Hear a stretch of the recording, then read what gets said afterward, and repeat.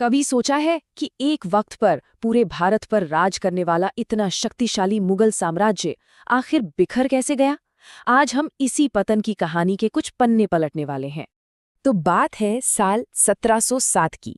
एक युग का अंत हो चुका था। महान मुगलों में से आखिरी औरंगजेब अब इस दुनिया में नहीं थे और वो अपने पीछे एक इतना बड़ा साम्राज्य छोड़ गए थे जो एक बहुत ही नाजुक मोड़ पर आकर खड़ा हो गया था।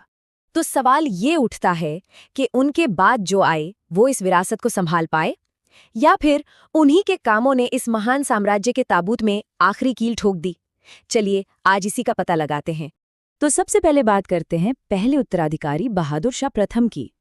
65 साल की उम्र में वो गद्दी पर बैठे थे और जानते हैं, कई लोगों को लगा कि शायद यही वो शख्स हैं जो इस डूबते साम्राज्य को बचा सकते हैं। देखिए, उनका असली नाम था प्रिंस मुअज्जम।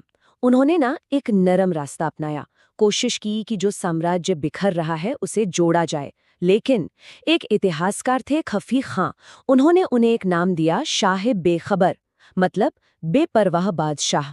अब सवाल ये है कि क्या वो सच में बेखबर थे? उनका पूरा शासनकाल सच पूछिए तो एक तरह से रस्सी पर चलने जैसा था। एक तरफ तो वो मराठा राजकुमारों को रिहा करके डिप्लोमेसी यानी कूटनीति से काम ले रहे थे, तो वहीं दूसरी तरफ उन्हें सिखों के विद्रोह का भी डटकर सामना करना पड़ रहा था। ये एक बहुत बड़ा दांव था जिस पर पूरे साम्राज्य का भविष्य टिका हुआ था।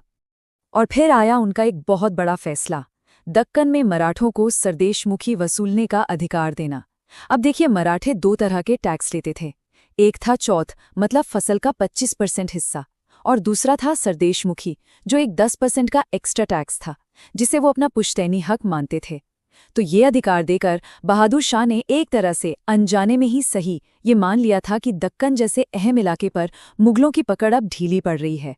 शायद इसीलिए इतिहासकार सर सिडनी ओवेन ने कहा था कि वो आखिरी मुगल सम्राट थे जिनके बारे में कुछ अच्छे शब्द कहे जा सकते हैं।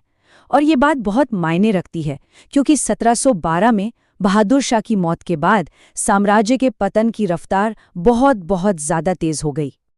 अब कहानी में आते हैं उनके उत्तराधिकारी जहांदार शाह। और अगर अब तक लग रहा था कि हालात खराब थे, तो यकीन मानिए असली तबाही तो अब शुरू होने वाली थी। उनका छोटा सा शासनकाल दरअसल एक बड़ी बर्बादी की बस शुरुआत थी। अपने पिता से बिल्कुल उलट जहांदार शाह एक बेहद अयोग्य और ऐशो आराम में डूबे रहने वाले शासक थे। उनकी यही कमजोर शख्सियत सिंहासन के पीछे छिपी असली ताकतों के हाथों की एक बेहतरीन कठपुतली बन गई। और इन्हीं के दौर में एक बहुत ही खतरनाक चलन शुरू हुआ, किंग मेकर्स का, मतलब राजा बनाने वालों का। ये ताकतवर अमीर अब सिर्फ सलाहकार नहीं रह गए थे, ये वो लोग थे जो असल में तय कर रहे थे कि तख्त पर कौन बैठेगा। मुगल दरबार अब एक दरबार नहीं बल्कि जंग का मैदान बन चुका था। ईरानी गुट, तुरानी गुट, हिंदुस्तानी गुट, ये सब ताकतवर लोग सत्ता पर कब्जे के लिए आपस में लड़ रहे थे। और बादशाह तो इन बड़े खिलाड़ियों के खेल में बस एक मोरा बनकर रह गए थे। तो चलिए अब जरा उन नीतियों पर नजर डालते हैं जो इस दौर में लागू की गई, क्योंकि ये सिर्फ गलत फैसले नहीं थे, ये एक अंदर से खोखले हो रहे साम्राज्य के लक्षण थे।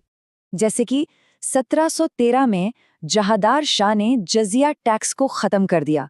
ये गैर मुसलमानों पर लगने वाला एक काफी विवादास्पद टैक्स था, और इसे हटाने के पीछे की वजह थी समर्थन हासिल करना, एक हताश कोशिश। लेकिन ये कदम एक बहुत बड़ी समस्या का सिर्फ एक छोटा सा टेम्पररी सा हल था।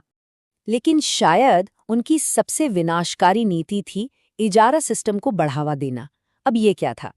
इसमें टैक्स वसूलने का अधिकार नीलाम किया जाता था, मतलब जो सबसे ज्यादा बोली लगाएगा वो किसानों से टैक्स वसूलेगा।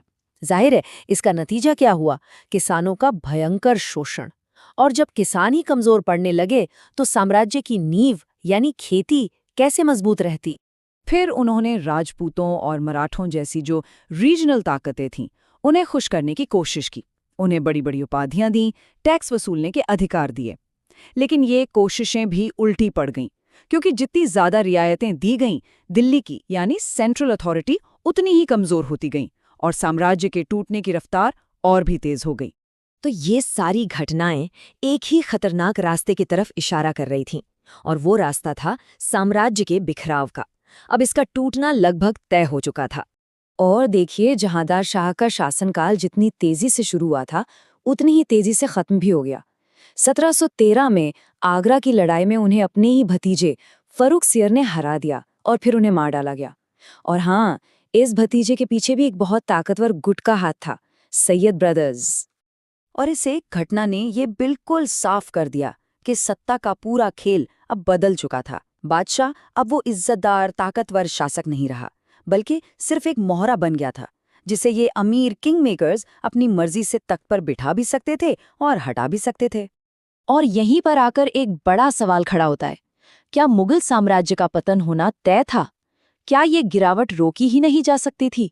या फिर अगर कोई ज्यादा काबिल नेता होता तो क्या वो इतिहास का रुख मोड़ सकता था? ये एक ऐसा सवाल है जिसका जवाब आज भी इतिहासकार ढूंढते हैं, और शायद हम सब भी।